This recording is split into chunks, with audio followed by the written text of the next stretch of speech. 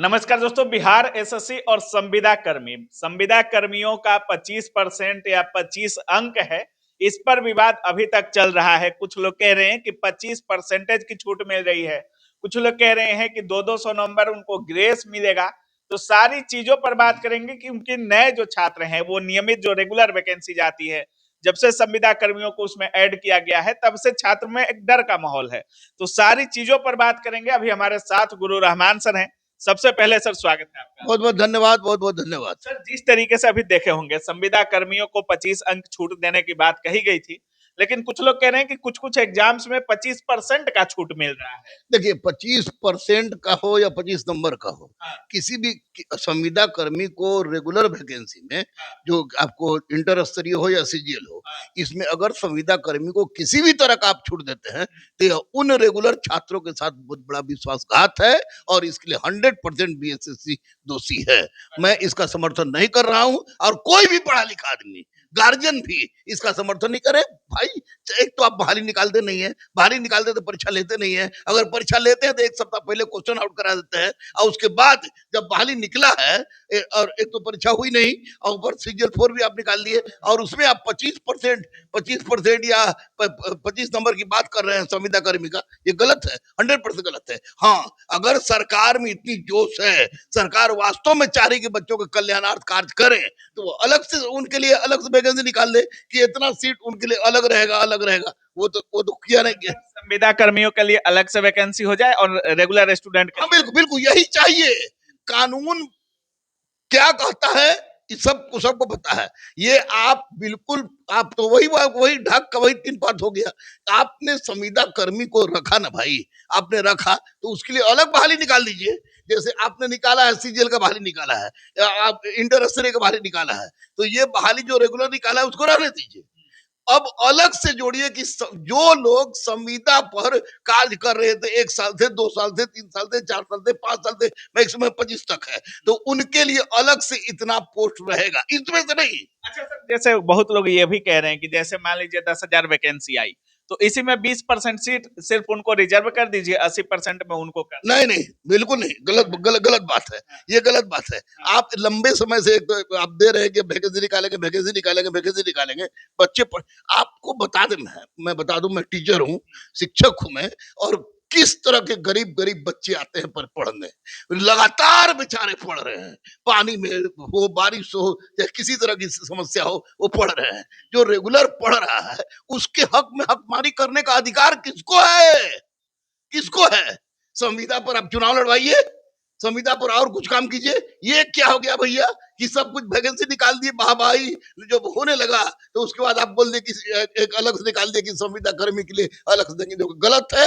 संविदा कर्मी के लिए अलग से, इन बहालियों के अतिरिक्त अलग से बहाली निकलेगा, तभी छात्रों के कल्याण का कार्य होगा, अन्यथा नहीं नहीं नहीं।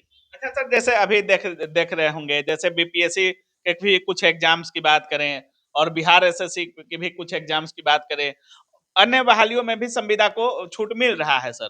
और कुछ लोग कह रहे हैं कि वो दिन दूर नहीं है जब बिहार पुलिस हो, दरोगा हो या अन्य सेक्टर में भी संविदा का ऐड किया जाए। क्या हो सकता है? क्या नहीं, देखिए, बिहार पुलिस में संविदा पर बहाली नहीं होती है, नहीं होती? दरोगा संविदा बहाली नहीं होती है, बीपीएससी में क्लर्क में संविदा पर बहाली होती है। तो फिर आप 41 को पोस्टवा निकाले थे तो संविदा कर्मी को दे देते, काहे नहीं दिए संविदा कर्मी को? क्योंकि संविदा कर्मी में मैं जान रहा हूँ कि 60-60, 70-70 क्लर्क का कार्य करते हैं, दे देते। ये सीजीएल में और इंटर स्तरीय में ही क्यों?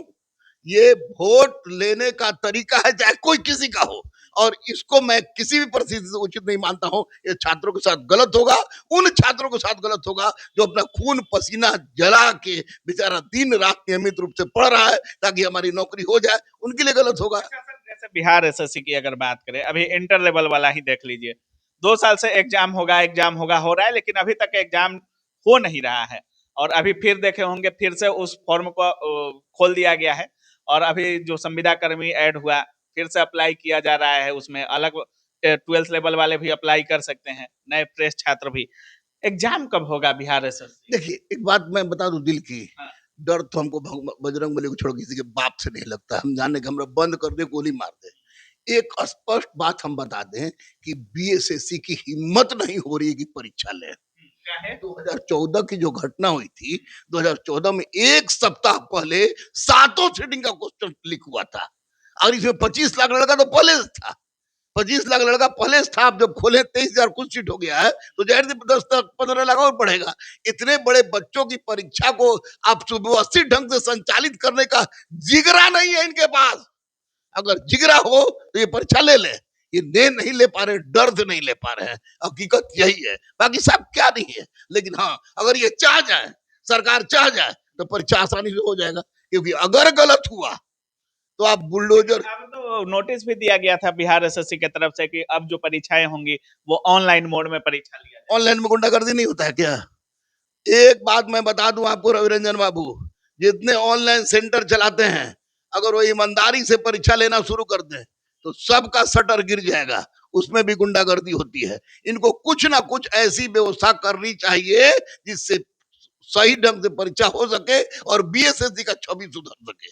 कितना टाइम लग सकता है सर? जैसे आप भी बातचीत करते रहते हैं अधिकारियों से, कब तक आपको लग रहा है, जैसे अभी बिहार में चुनाव भी है, आचार संहिता भी लगने वाला है, कब तक अब परीक्षा हो सकता है? देखिए, सीजीएल तो हो जाएगा चुनाव बाद। सीजीएल पहले होगा? सीजीएल पहले होगा। अध्यक्ष तो बोले थे कि जब भी लेंगे तो इंटर स्तर वाला पहले। बोलना और करने में बहुत बड़ी बात है। सीजीएल हो जाएगा, लेकिन इंटर स्तरीय लेने के लिए अपना जिगरा ये लोग मजबूत करें और कम से कम 4 से 5 महीना लगेगा उस परीक्षा को सही ढंग से संचालित अभी अभी के बाद दावे के साथ। जनवरी फरवरी से पहले हो ही नहीं सकता है भाई, मैं कह रहा हूँ ना।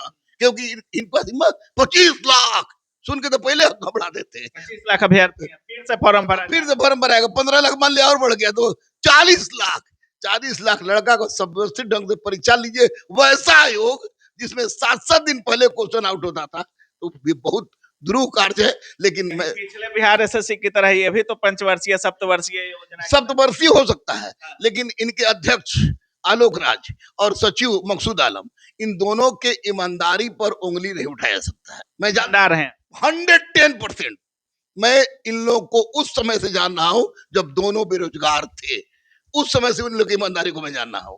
ये लोग की ईमानदारी चरम सीमा पर है, लेकिन दलालों की दलाली भी चरम सीमा पर चल रही है। अगर ये लोग पूरे टाइट से सरकारी व्यवस्था के अंदर पूरे टाइट से अगर परीक्षा लेते हैं तो अच्छी बात है, सब लोग साथ देगा। अन्यथा ये गलत है। लेकिन संविदा कर्मी को इसमें शामिल करना अपराध है, बच्चों के साथ अपराध है, अपराध है, अपराध है। बहुत बहुत धन्यवाद। Thank you.